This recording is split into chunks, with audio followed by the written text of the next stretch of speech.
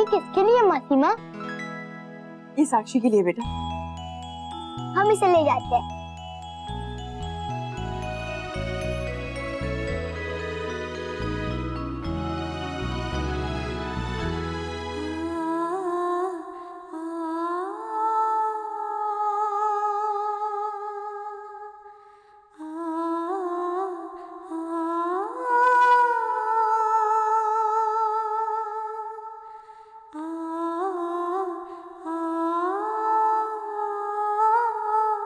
Please छोटी मम्मा अब रोइए मत, नहीं तो एंग्री एंग्री विच आके आपको खा जाएगी।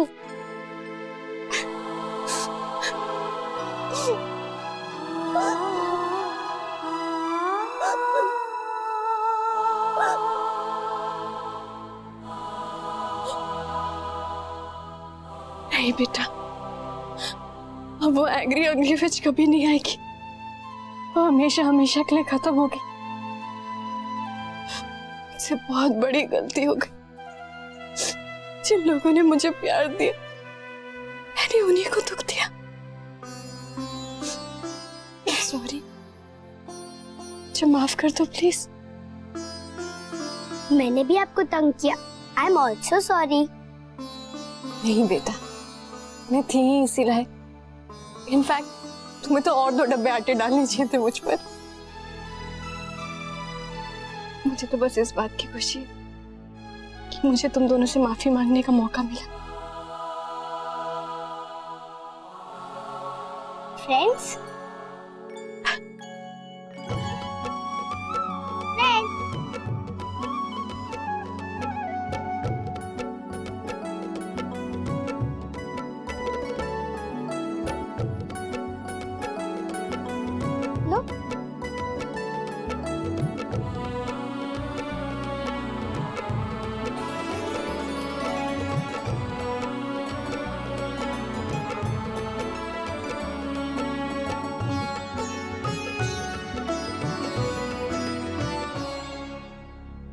ओ माय गॉड, 3 बज गए। हमें तो नारी निकेतन के लिए निकलना है। नमस्ते मैडम। तुम यहाँ कैसे? जी वो मैनेजर साहब ने भेजा है, कुछ अर्जेंट चेक्स इन पे सिग्नेचर करवाने के लिए कहा है, तो आपके दस्तखत चाहिए मैडम। लेकिन अनमोल साहब तो ऑफिस गए हुए हैं ना, तो उनकी वेट क्यों नहीं की? जी अनमोल साहब ने फोन करके कहा था कि वो किसी क्लाइंट के साथ मीटिंग में बिजी हैं और उनको आने में बहुत टाइम लगेगा। ये बहुत अर्जेंट चेक है, इसमें सिग्नेचर जरूरी है। तो मिस्टर सलूजा से साइन करवा लेते। I am sorry madam, Saluja sir पिछले 1 हफ्ते से छुट्टी पर है। मम्मी जी, वो ऑफिस में सीएफओ के साथ एक बहुत ही इंपॉर्टेंट मीटिंग, आप तो जानती है ना मिस्टर सलूजा, उनके साथ। ओह गॉड, फोटो नहीं खिंचवानी थी तो बहाना बना दिया। जी मैडम। कुछ नहीं, लाओ।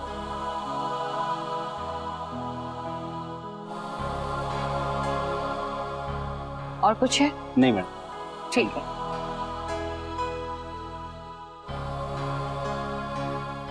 लगता है इन दोनों को करीब लाने के लिए हमें कुछ सोचना होगा।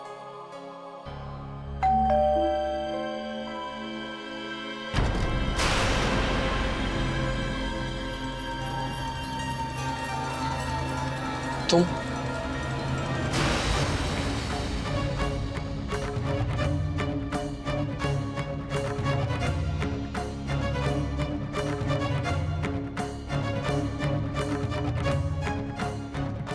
देखो, मैंने कोई गलत काम नहीं किया है।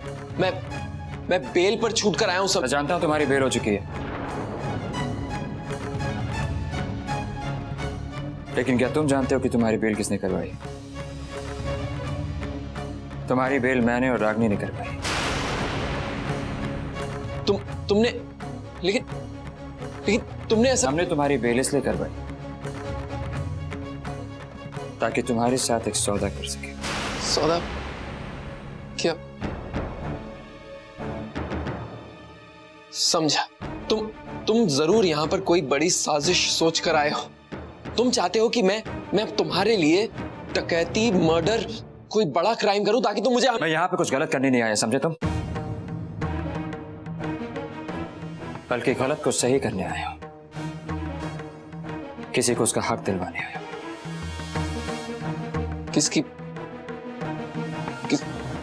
किसकी बात कर रहे हो? साक्षी। साक्षी।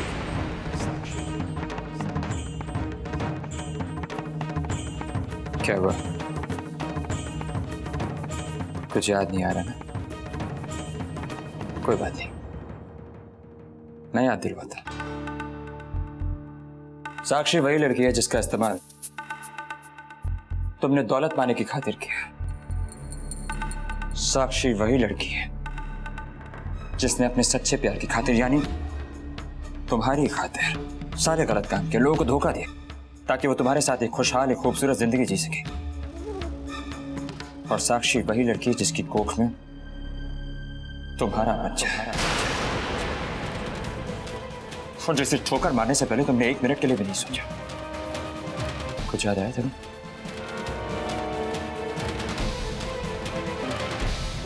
तरुण, तुम्हारे सामने फिलहाल सिर्फ 2 रास्ते हैं। एक रास्ता वो है जो मैं कह रहा हूं वो कर लो, क्योंकि यहां से दूसरा रास्ता सीधे जेल जाता है, और मुझे तुम्हें जेल की सलाखों के पीछे पहुंचाने में सिर्फ 2 मिनट लगेंगे।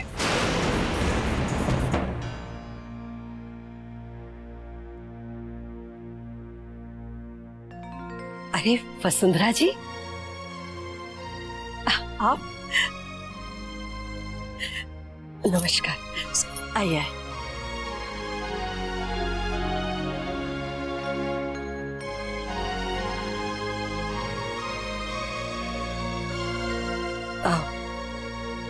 वसुंधरा जी, आप अचानक सब कुछ कुशल मंगल तो है ना? अब हम कैसे कहें कौशल्या जी?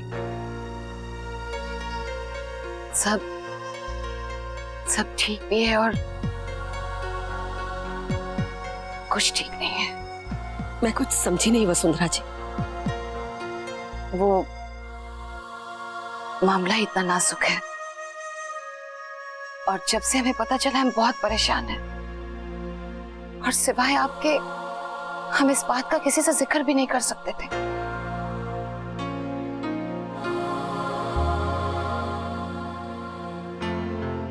आप चिंता मत कीजिए वसुंधरा जी, इस वक्त मेरे अलावा घर में कोई नहीं है। आप खुलकर बोल सकती हैं। बताइए ना, क्या पता चला है आपको? इतने साल हो गए कौशल्या जी, और अब अचानक हमें पता चलता है कि रागनी और अनमोल असली मायने में पति पत्नी नहीं है। 7 साल हो गए हैं कौशल्या जी, लेकिन उन दोनों ने अपने बीच जैसे एक लक्ष्मण रेखा खींच रखी है। क्या? जी कौशल्या जी, और हम चाहते हैं कि उन दोनों के बीच की दूरियां मिट जाए, इसीलिए हम आपके पास आए।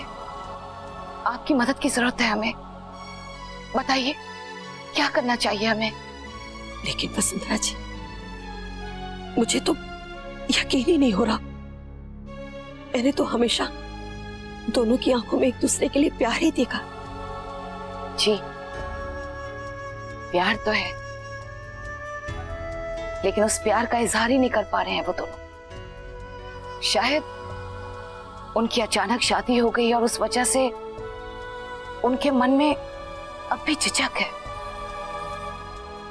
और कल रात जब हम वहां गए,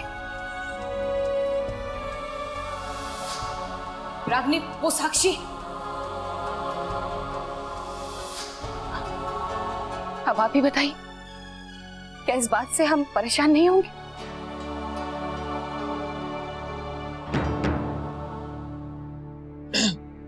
क्या क्या क्या चाहते हो तुम? डॉक्टर्स का कहना है कि साक्षी को बहुत बड़ा सदमा लगा है, और इस सदमे का असर उसके बच्चे पे पड़ सकता है। साक्षी हर तरीके से कमजोर हो चुकी है,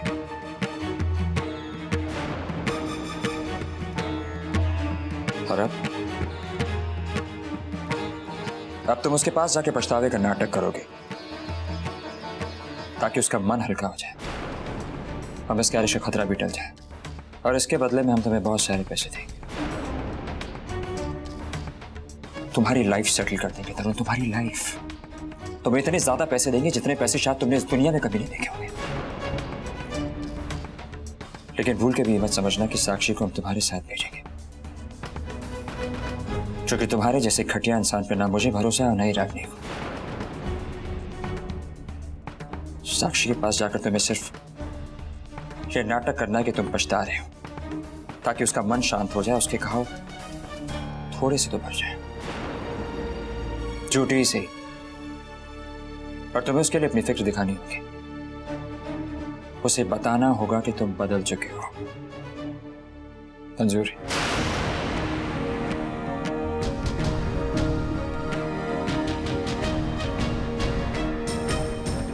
यस, हाँ, ऑफ कोर्स मैं ऐसा ही करूंगा। गुड।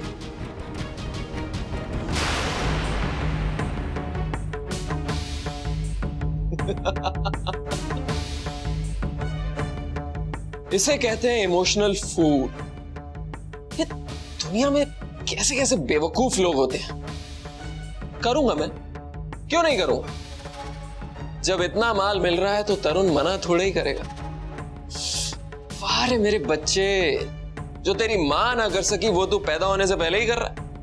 अपने बाप को माला माल कर रहा है। वाह, क्या बात है। अब आप ही बताइए, क्या हम इस बात से परेशान नहीं होंगे? शायद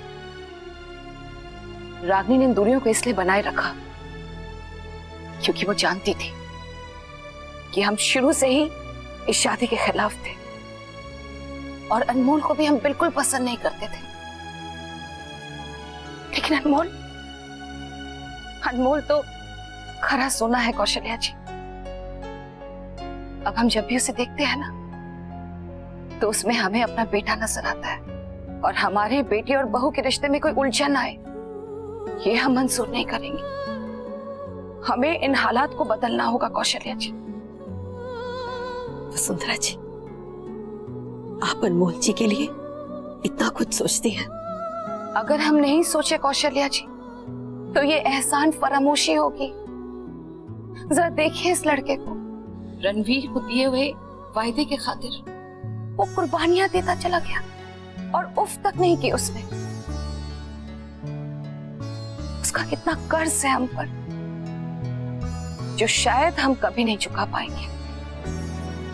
कौशल्या जी, इतने साल वो एक बेटे का फर्ज निभाता रहा, देर से ही, लेकिन अब हम भी उसकी मां होने का एक कर्तव्य पूरा करना चाहते हैं। इसलिए बताइए कौशल्या जी, क्या करें हम? रागनी एक अच्छी बहू और एक अच्छी मां बनने में इतनी व्यस्त हो गई कि उसने अपनी खुशियों की तरफ ध्यान ही नहीं दिया। वो ये भूल गई कि वो एक औरत है, किसी की पत्नी है। हमें रागनी के अंतर मन में छिपे हुए इन एहसासों को जगाना होगा वसुंधरा जी। हमें कुछ तो करना होगा। जी जी कौशल्या जी, हमें कुछ करना है। हमें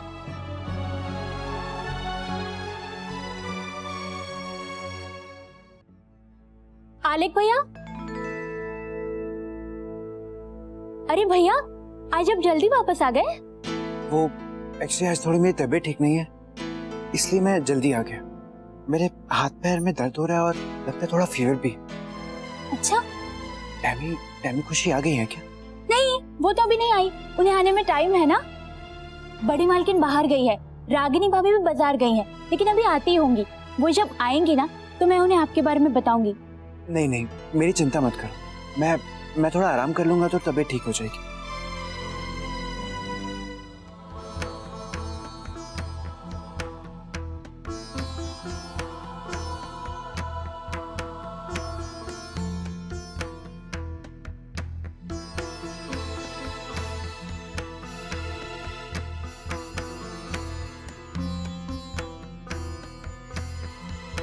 आलेख जी,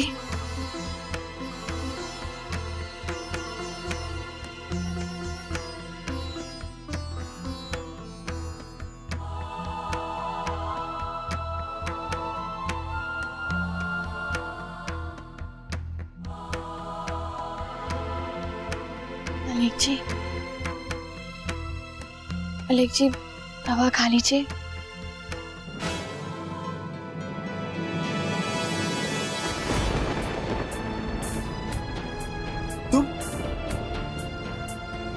तुम यहाँ क्या कर रही? तुम्हें तो मम्मा ने घर से बाहर निकाल दिया था ना, फिर से यहाँ क्यों आई है तुम? अलेक जी, गुड्डी बता रही थी कि आपकी तबीयत खराब है, तो इसलिए मैं। बहुत बुरी हो तुम, बहुत बहुत बहुत बुरी हो तुम। इतनी बुरी बुरी बातें तुमने की है मेरे घर में। खुशी को कितनी तकलीफ दी है तुमने, मुझे कितना बेवकूफ बनाया। ये सब करके तुम्हारा पेट नहीं भरा? हाँ, अब क्या कहना चाहती हो तुम?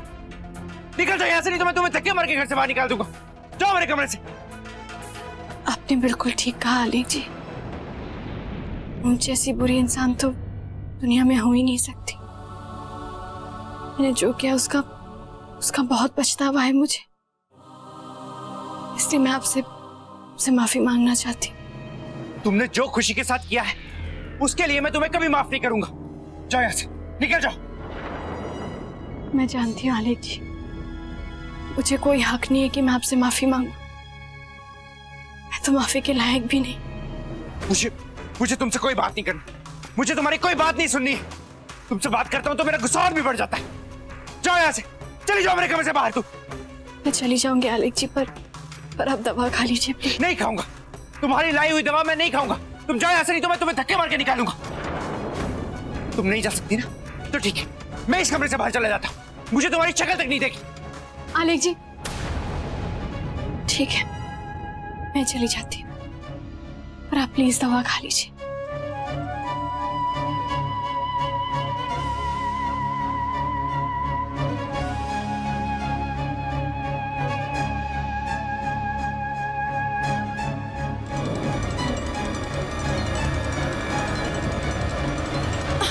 साक्षी,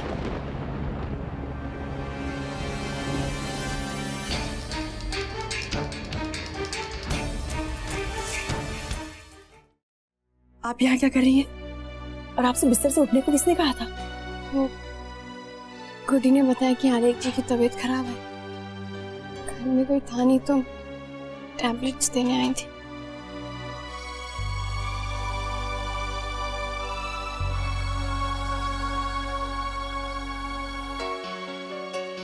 आप गुड्डी एक काम करो, साक्षी को उनके रूम में लेकर जाओ।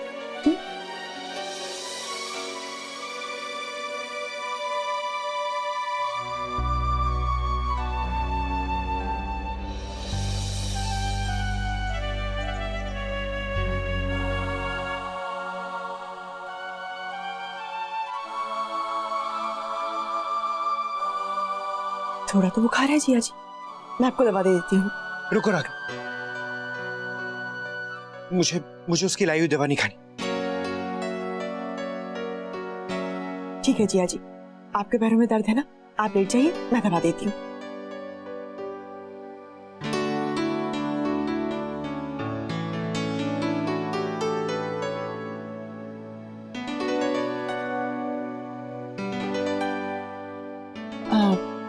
जिया जी, एक बात पूछो, आप काम क्यों करते हो?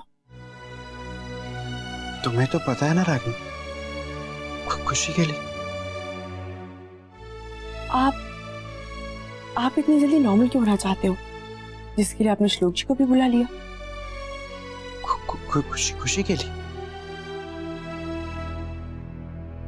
माता पिता होते ही ऐसे हैं, हर चीज में अपने बच्चों का भला ही चाहते हैं। इसीलिए साक्षी ने भी वही कुछ किया जिसमें उसके बच्चे का भला हो। नहीं राग, मैंने खुशी के लिए जो भी किया अच्छे से किया। साक्षी की तरह बुरी चीजें नहीं की मैंने। मेरी खुशी को कितना रुलाया है उसने। जी हाँ जी, हर इंसान के पास दो रास्ते होते हैं जिंदगी में, एक बुरा और एक अच्छा। अगर इंसान बुरे रास्ते को चुन लेता है ना, तो बुराई की ओर चला जाता है और गलतियां करने लग जाता है। लेकिन अगर हम अच्छे हैं तो हमें उस इंसान को माफ कर देना चाहिए, खासकर तब जब उसे अपने किए पे पछतावा हो, ताकि उसे सुधरने का और अच्छा बनने का एक मौका मिल जाए। रागिनी, मुझे समझ नहीं आ रहा कि तुम क्या कह रही हो। मुझे तो बस नींद आ रही है और मैं सो रहा हूं।